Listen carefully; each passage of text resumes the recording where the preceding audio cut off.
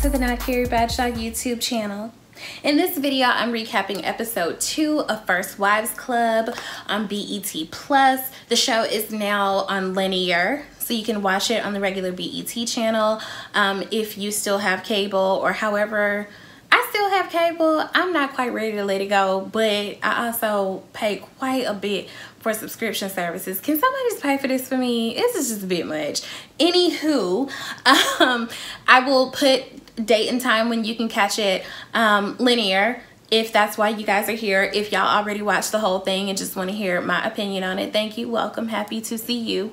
So in this episode, we catch up with Hazel, who has been kicked out of her penthouse home that she thinks is in her name, and you know, Ari tells us something right there, but basically she goes to a very posh hotel and uses Derek's card to pay for the room. And once she realizes that she can use his card, she goes on a blue Cantrell hit 'em up style shopping spree.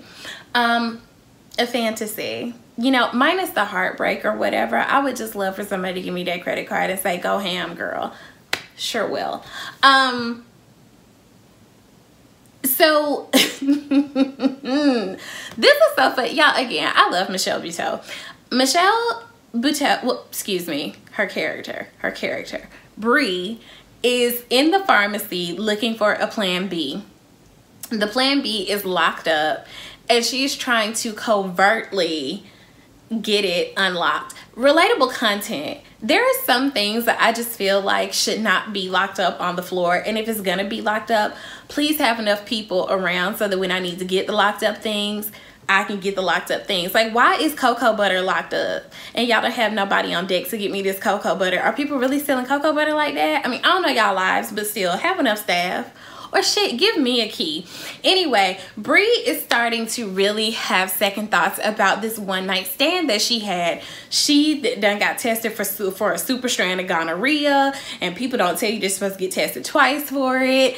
And this is actually really making her miss her husband. And just thinking about like the pressure of what it means to date in this day and age. Even though she used protection, she's still being overly cautious because she's been married for however many years. And she's like, this is what it's like out here. I think I want to try to work things out. So they decide to go to couples counseling. More on that in a minute. So Ari discovers that Derek, Hazel's estranged, soon-to-be ex-husband, has donated money to her husband David's campaign. And Ari is like, we can't take that money. Like, do you not see what he's doing to my homegirl? And David, being, from what I gather, the kind of person or the kind of husband who takes, is like, please just be a team player, which just puts her in such a shitty position, because you're making her choose between her best friend and her husband. And he's doing this like kind of as a kickback, like in exchange for getting some permits or whatever for a new club, he's made a donation to this campaign. And I'm wondering if that's going to come back to kick them in the ass later. So Ari encourages a sit down with Derek. She's like, you know, she tells Hazel, you'd be surprised how many things don't even go to litigation if two people can just sit down and talk. Let me handle it.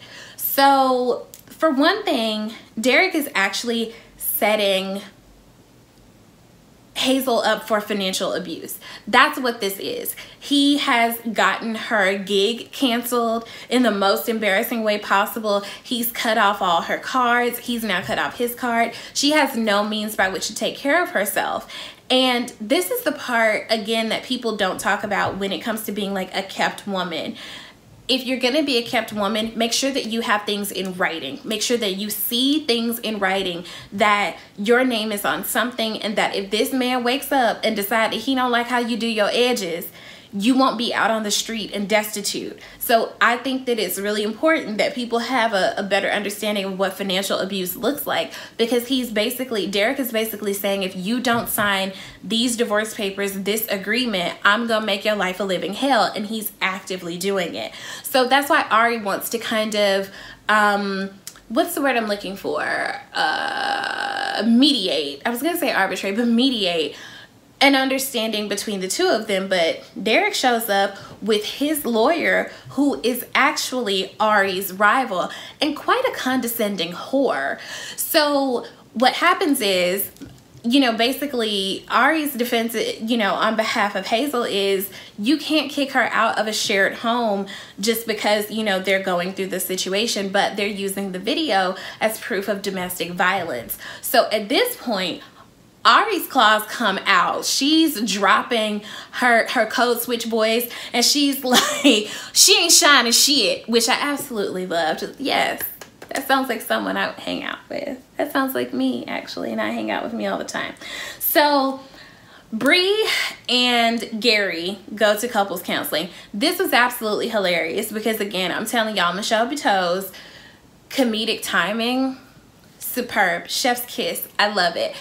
And Gary is basically saying, you know, I understand that she's the breadwinner, but, you know, I do so much to take care of our kids. Like, I still feel like I do my part. And it's not just that he didn't cheat just because they stopped sleeping together. He cheated just because, like, there was no communication. They stopped dating, you know, all the typical reasons that we hear.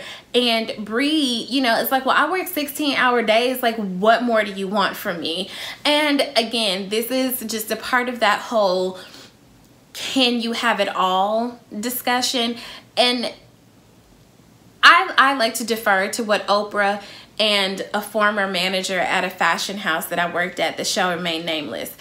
Hint, it was an American leather goods company. Anyway, you can have it all, just not at the same time. And it's not going to be a 50-50 split. It's not going to be an even split. Sometimes your family will get more and you won't do so great at work. Sometimes your friends will get more and your family will get less, and work may fall through the cracks. You're always going to be kind of juggling. And I think for people who want to be good parents and good partners and be really successful, you have to have, if you want, you know, that kind of partnership, you have to have a partner who's willing to also meet you and not in the middle, because I don't think that it's fair to even say that relationships are 50-50. There will be times where someone will have to give more because life happens, and you have to find a partner and a support system that will enable that to happen without everything crumbling to shit, which is basically what happened with their marriage. So Bree decides, you know what, I'm going to reschedule this really important surgery that I had, you know. And I think too, the fact that Gary popped up when she was like prepping for this surgery, the kids started a fire, and he just showed up and was like, you know, I know we're separated, but I know you had this coming up, so I'm going to take the kids for a couple of hours. And you can tell Bree really like wants to try to make this marriage work, until she gets to this PTA meeting where she's trying to do more of her part as a partner and as a mother and as a wife.